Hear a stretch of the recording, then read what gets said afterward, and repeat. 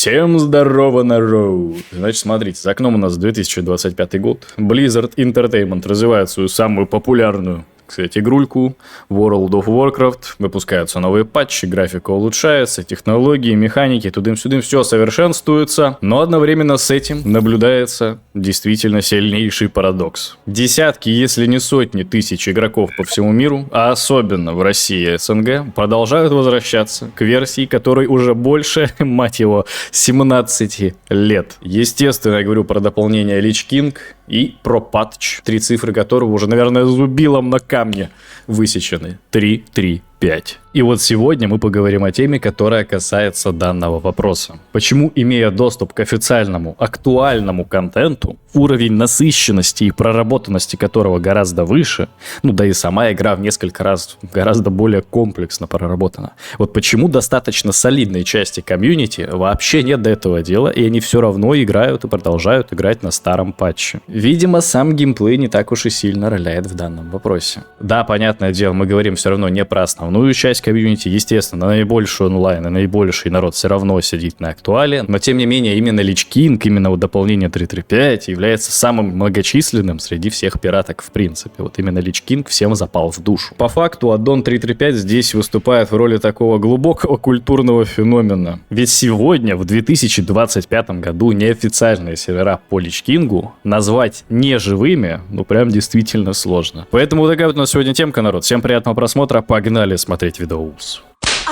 Невероятно кратко расскажу вам про то, что у меня есть свой телеграм-канал. Из последнего и полезного я там закрепил пост по аддонам. Вы можете скачать зипник со всеми моими аддонами. Также там есть ссылки на видосы, где я про них рассказываю. А если вас интересует гайды и дополнительный контент, то у меня есть Бусти, где скопилось уже больше 60 видосов. Также там присутствует личный чат, в котором вы можете мне написать, и я отвечу на все ваши вопросы. И если вы планировали поддержать мой канал копеечкой, то приглашаю на свой Бусти. Переходите, знакомьтесь с контентом и подписывайтесь.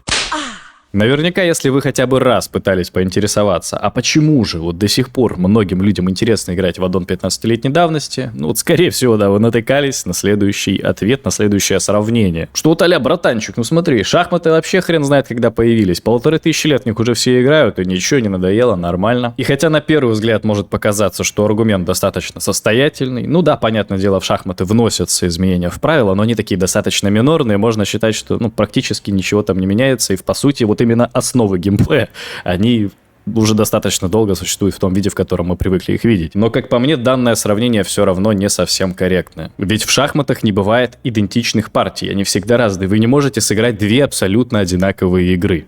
Да, понятное дело, существуют дебюты, но они затрагивают именно первую стадию. И их основной смысл — это просто сдвинуться с начальной достаточно пассивной точки расположения фигур. Но просто вы не можете нормально катку начать отыгрывать, когда у вас все стоит на одном месте. Если среди нас есть гроссмейстеры, я думаю, вы меня простите за такую достаточно поверхностную аналитику. И вот чтобы этот процесс банально ускорить, были придуманы дебюты, чтобы вы могли их выучить и уже механически просто двигать фигуры, не тратя на это времени практически никакого.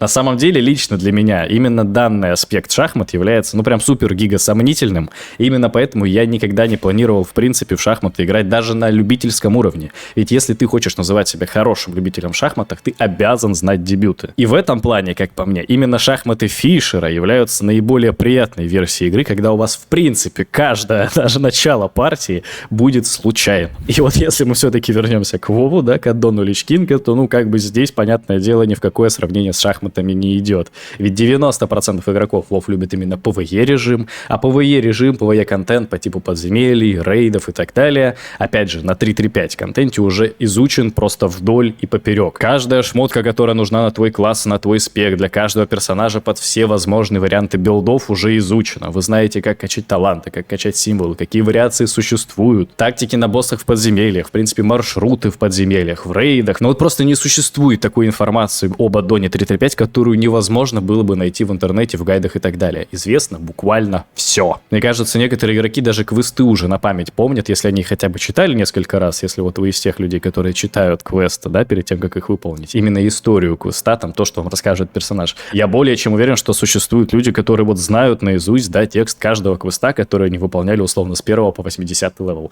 Ну, понятное дело, это будет уже не совсем нормально, но такие люди по-любому есть. И вы можете мне справедливо заметить, ну а как же кастомные сервера по 3.3.5, когда, в принципе, базовая основа — это Lich King, но при этом там присутствуют свои рейды, и подземелья, и билды немножечко меняются. Ну, в общем, на усмотрение разработчиков какой-то дополнительный контент присутствует. Но вы же все равно понимаете, что 90% именно вот этого базового основного контента, он как бы идентичен именно Личу. И даже если встречаются какие-то изменения в талантах, что, кстати, достаточно редкое явление, все равно они не какие-то грандиозные, и новый класс, новый спек у вас из этого не получится. Все равно 90% контента схоже с изначальным. Да и давайте будем честны, никто из игроков 3.3.5 не идет туда ради новинок. Потому что если бы люди хотели новинок, они бы либо игру сменили, либо пошли бы на другой аддон, и там было бы все по-новому абсолютно. И билды, и боссы, и так далее. На 3.3.5 ради новшеств не идут. На 3.3.5 идут именно из-за вот этой основной базы, которая в принципе знакома и в принципе изучена. И я не говорю, что это плохо. В этом-то и суть. Здесь совершенно другой подход. И в принципе другой аспект людей интересует. Очень многим игрокам, которые хотят попробовать поиграть в WoW или которые, в принципе, играют в WoW какое-то время, они не хотят чего-то совершенно нового и чего-то совершенно неизученного. Таким людям не интересен контент, на который не будет гайда. Они хотят просто поиграть в игрульку, не особо напрягаясь в изучении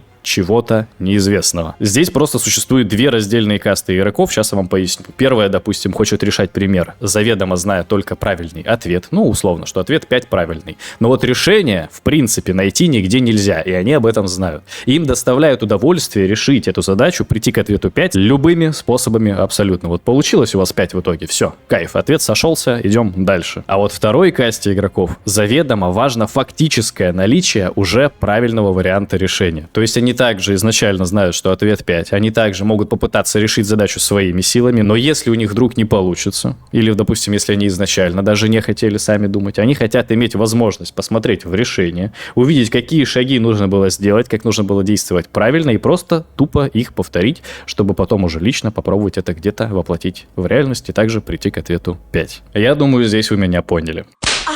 Переходим ко второй подтеме, соответственно. Значит, смотрите, большая часть комьюнити пиратского WoW 3.3.5 это не 15-летние подростки, а 30 плюс лет мужики. И если даже на сервере появляется условный новичок, который даже впервые пробует поиграть в WoW, обычно эта первая попытка будет связана именно с пиратским WoW, поскольку он бесплатный, в ру комьюнити, опять же, на ютубе, в интернете все освещается, и реклама только по пиратскому Варкрафту. И хотя пиратский WoW невероятно далек от настоящего, это вот совсем другая тема абсолютная. Если вы никогда не пробовали WoW, то вот я вам рекомендую настоятельно хотя бы месяц себе оплатить и поиграть. Не так уж это и дорого. И вот этот вот новичок, который решил для себя открыть мир в World of Warcraft, да, ну, опять же, это уже не будет молодой пиздюк, скорее всего. И здесь пиратки по WoW 3.3.5 заняли вот определенную нишу, в рамках которой игрокам важен не только сам игровой процесс, не только геймплей, сколько выстроенная вокруг него коммуникация с другими игроками. И если вообще углубляться в истоки, то здесь самые первые версии WoW можно считать первыми социальными сетями.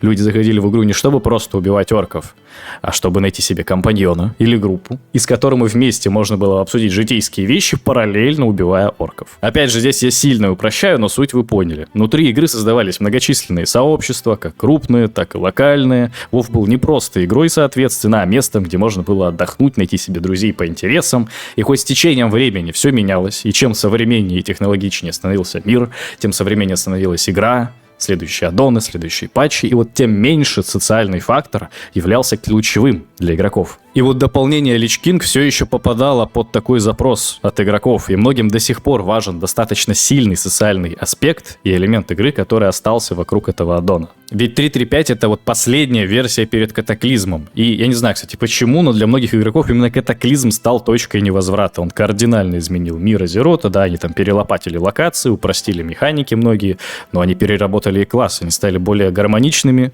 геймплейно правильными, что ли. Но по мнению большой части сообщества, именно катаклизм нарушил баланс между вообще старым и новым WoW, произошел такой раздел, и очень большая часть игроков после катаклизма в принципе WoW уже не рассматривала. И они решили оставаться в рамках вот аддона 3.3.5. Это стало своего рода таким заповедником классического геймплея, который игроки для себя хотят видеть, который игроки хотят играть, соответственно, хотя бы в рамках вот этих вот пиратских серверов по 3.3.5. И если говорить про важность социального аспекта аспекта вокруг современных версий Вова и, в принципе, современных игр, да, то здесь уже тренды совершенно меняются. И современный игрок, вот массовый игрок, хочет просто зайти в игру, нажать одну кнопку и попасть в матч, в какую-то игровую активность, чтобы сразу пошла суета.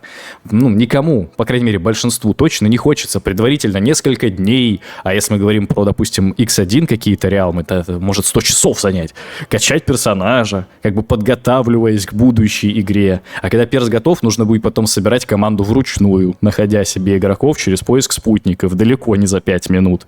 И вот даже тенденции современного WoW двигаются в сторону упрощения. Появляются новые режимы, вот, например, в PvP Rega Solo Queue. Она появилась, ну, относительно не так давно, по-моему, только в Dragonfly. Это аддон назад, предшествующий текущему. Он не совсем так реализован, как вы привыкли видеть на 3.3.5. Там идет 6 матчей, а не один, постоянно команды перемешиваются. Ладно, все, короче, это уже другая тема совершенно. Мы так никогда видос с вами не запишем итоговый. Здесь главное понять, что даже для якобы режима 3 на 3 уже появляется соло-рега, когда тебе не нужно заранее искать себе команду. Просто вот один раз в мир зашел в любое время дня и ночи, тыкнул кнопочку и спустя какое-то время попал в матч. Соло-рега для рейтингового поля боя. То есть у вас как бы есть рейтинг, вы также просто нажимаете одну кнопку, не находя себе предварительно команду, и просто попадаете на БГ, которая будет именно соревновательным. Также поговаривают о вводе системы поиска мифик плюс подземелий по одной кнопке, а не через заранее собранные группы, ну и так далее. Да, понятное дело, это как бы жертвует эффективностью, потому что вы не сможете собрать себе максимально эффективную группу,